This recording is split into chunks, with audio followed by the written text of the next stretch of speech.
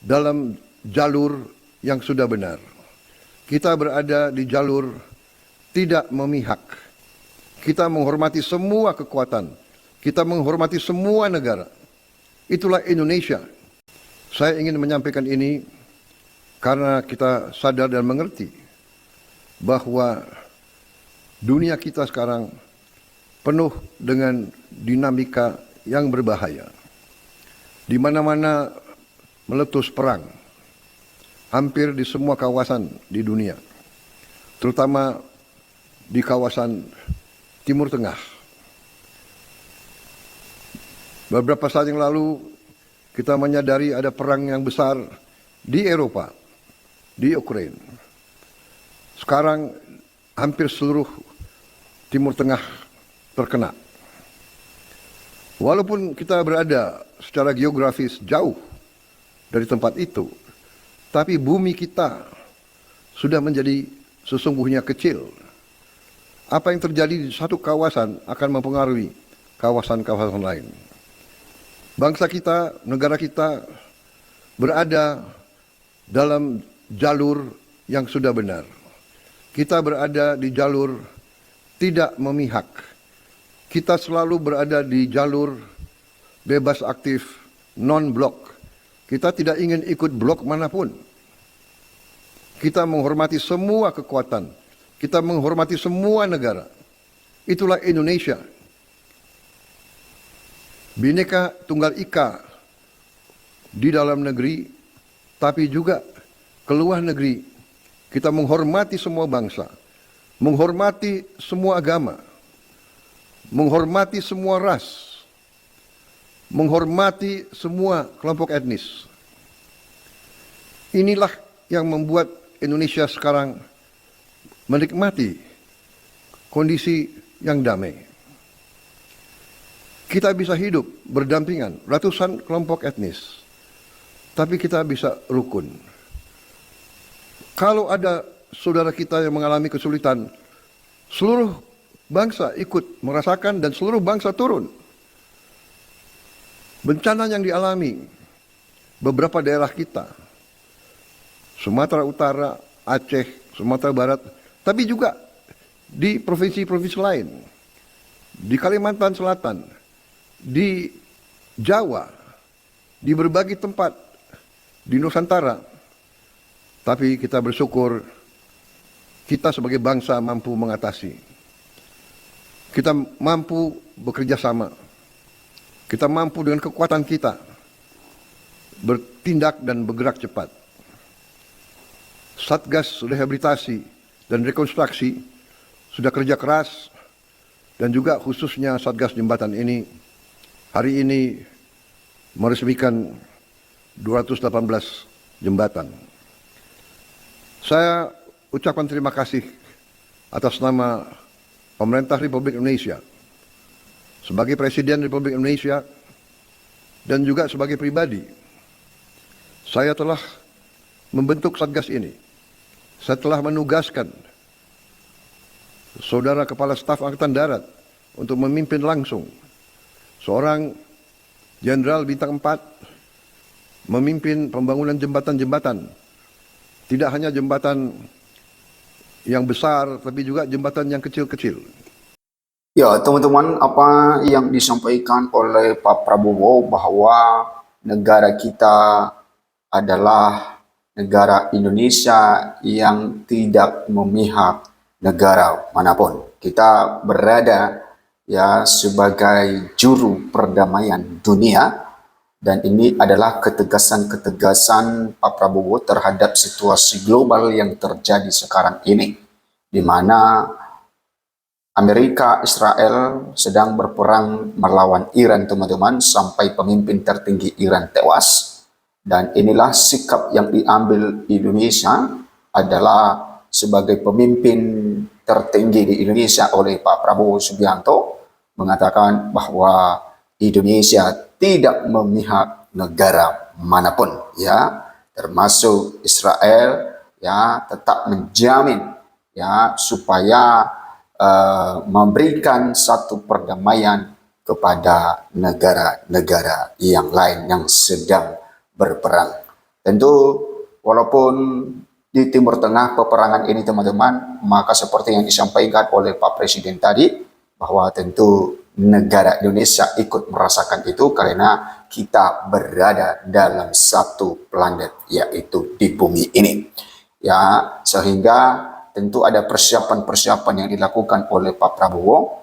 Ya, apalagi beberapa waktu yang lalu heboh mengenai tawaran yang disampaikan oleh Pak Prabowo bahwa dia akan menjadi juru damai di sana, tapi masih belum terrealisasi ini teman-teman. Tidak tahu nantinya apakah Pak Prabowo tetap untuk berangkat ke Iran atau bagaimana. Tapi Pak Prabowo menegaskan bahwa Indonesia tidak memihak negara manapun. Nah, ini adalah sikap Presiden kita, bahwa dia tidak memihak kepada Iran, dia tidak memihak kepada Israel dan juga kepada Amerika. Artinya Indonesia berada di tengah-tengah sebagai juru perdamaian di sana.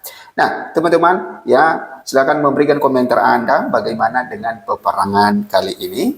Nah, sekarang kita beralih kita melihat bagaimana juga perkembangan yang terjadi di negara kita ini, masalah kasus ijazah Pak Jokowi yang terus bergulir dan masih belum ada titik penyelesaian kasus ini, dan kita mengharapkan supaya segera selesai kasus ini. Dengan Roy Suryo tidak akan pernah bergeming, tidak akan pernah mengubah langkah, tidak akan bergeser meskipun 1 inci, akan tetap membongkar kasus ini demi kepentingan publik agar terbuka. Mana yang benar, mana yang salah, bukan berarti. Pengacara Jokowi gimana? Gitu. Siap fight terus? Tentu. Apa yang Anda lakukan? Apakah akan mendekati yang beberapa orang lagi? Apakah kirim Lamborghini atau apa? Ya, teman-teman, selamat datang kembali di channel ini. Perdebatan mengenai kasus ijazah dan polemik ijazah Pak Jokowi ini terus bergulir, dan tentu setiap pendapat, setiap tanggapan dan juga pandangan-pandangan setiap orang itu sah-sah saja terhadap kasus yang masih belum jelas seperti ini, karena kasus ini masih belum kita tahu titik terangnya seperti apa. Apakah nantinya titik penyelesaiannya, garis finishnya adalah masuk dalam pembuktian ijazah Pak Jokowi asli atau tidak, atau malah nantinya Roy Suryo CS ini akan mengikuti jejak dari Egy Sujana dan Damai Harilubis yang ujung-ujungnya akan berdamai dengan Pak Jokowi. Nah, tentu banyak para pakar, pengamat politik dan juga para ahli hukum memberikan tanggapan, komentar mengenai kasus ini, dan itu boleh-boleh saja karena kita berada di negara demokrasi, dan setiap pendapat kita itu dijamin oleh undang-undang, artinya bahwa kita memiliki kebebasan berpendapat, kita memiliki kebebasan bergagasan, yang penting tetap menjaga yang namanya budaya Indonesia, budaya apa itu, yaitu budaya sopan santun. Oke, kita kembali di sini teman-teman. Di sini dikatakan Roy Suryo CS tuding proses hukum kasus ijazah Jokowi sebuah pelanggaran HAM. Ini alasannya. Nah, ternyata bahwa setelah Roy Suryo CS ini sudah jadi tersangka dalam kasus tudingan ijazah Pak Jokowi, dan mereka sudah jadi tersangka walaupun masih belum dibuktikan ijazah Pak Jokowi ini seperti apa, asli atau tidak. Memang banyak para ahli hukum yang berpendapat bahwa seperti yang disampaikan oleh Profesor Mahfud MD, bahwa harusnya baru ada tersangka itu harusnya dibuktikan dulu ijazahnya asli atau tidak. Nah, hasil dari situ kalau memang ijazah Pak Jokowi asli, maka baru ada yang jadi tersangka. Tetapi oleh karena ini adalah diduga dilakukan pencemaran nama baik, sehingga Roy Suryo CS ini sudah jadi tersangka lebih duluan daripada pembuktian ijazah Pak Jokowi.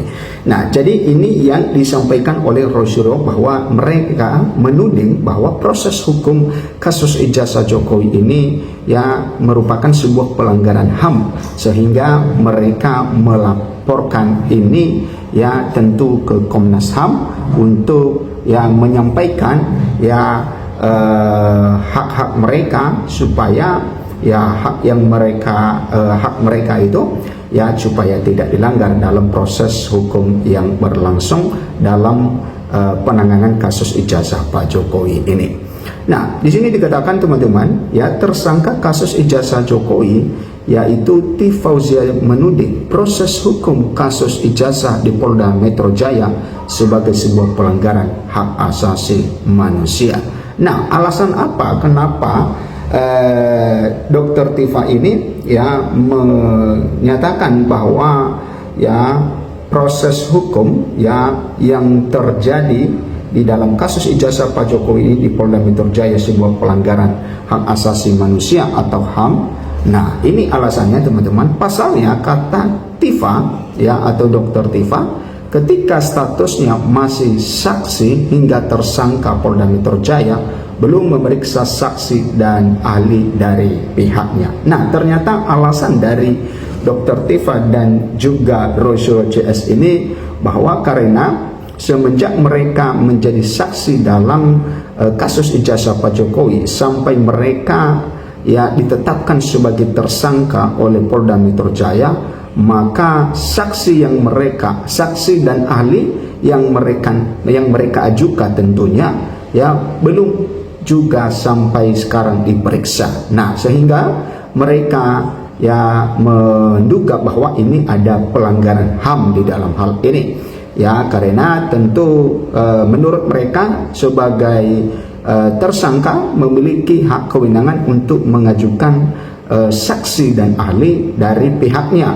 Ya, baru nantinya perkaranya akan dilimpahkan ke kejaksaan. Nah, ketika Polda Metro Jaya melimpahkan kasus ini ke kejaksaan, maka tentu ya Roysul CS ini keberatan karena belum diperiksa saksi dan ahli yang meringankan yang mereka ajukan tersebut. Nah, itu alasan kuat mereka mengatakan bahwa ya ini ada pelanggaran hak asasi manusia, sehingga mereka menyampaikan itu ke Komnas HAM.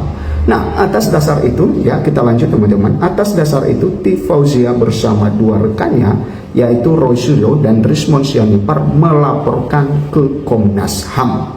Nah, ini yang dikatakannya yang kami laporkan sebagai sebuah diskriminasi berat. Nah, mereka sebut ini sebagai diskriminasi berat teman-teman.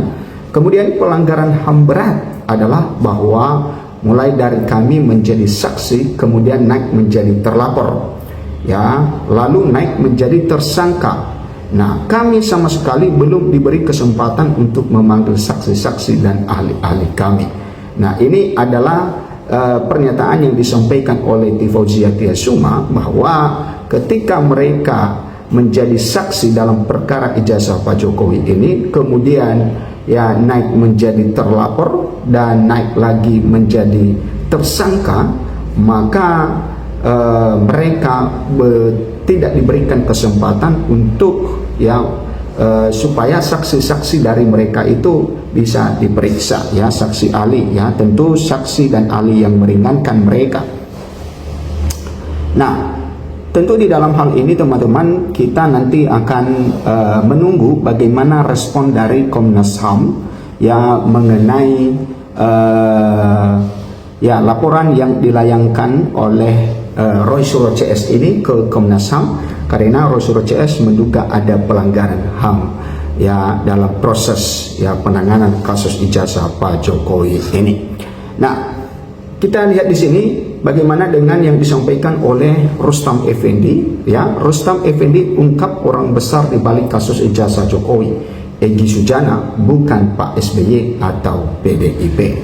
Nah, memang Pak Jokowi beberapa waktu yang lalu mengatakan bahwa di balik kasus ijazah ini yang terus bergulir, maka ada orang besar, ada agenda politik besar ya di belakang Roysul CS ini. Nah, Rustam Effendi ini secara belak-belakan membongkar siapakah yang menjadi orang besar itu adalah ya bukan Pak SBY atau PDIP. Kata dari Rustam Effendi adalah Egy Sujana. Nah, Aktivis 98 Rustam Effendi menuding Egy Sujana merupakan sosok orang besar di balik kasus ijazah mantan Presiden Joko Widodo atau Jokowi yang selama ini bergulir. Nah, kemudian Rustam yang juga tersangka kasus tudingan ijazah palsu Jokowi ini mengatakan bahwa orang besar tersebut bukan Susilo Bambang Yudhoyono atau SBY atau Partai Demokrasi Indonesia Perjuangan. Nah, ini adalah hal yang baru yang disampaikan oleh Rustam Effendi, teman-teman. Ya, salah satu ya tersangka dalam kasus tudingan ijazah Pak Jokowi ini baru mengatakan bahwa orang besar tersebut bukan Pak SBY dan bukan juga PDIP. Nah, silakan memberikan komentar Anda, teman-teman. Ya, semoga kasus ini cepat selesai dan tidak berlarut-larut, ya, sehingga kegaduhan bisa berhenti di tengah-tengah masyarakat.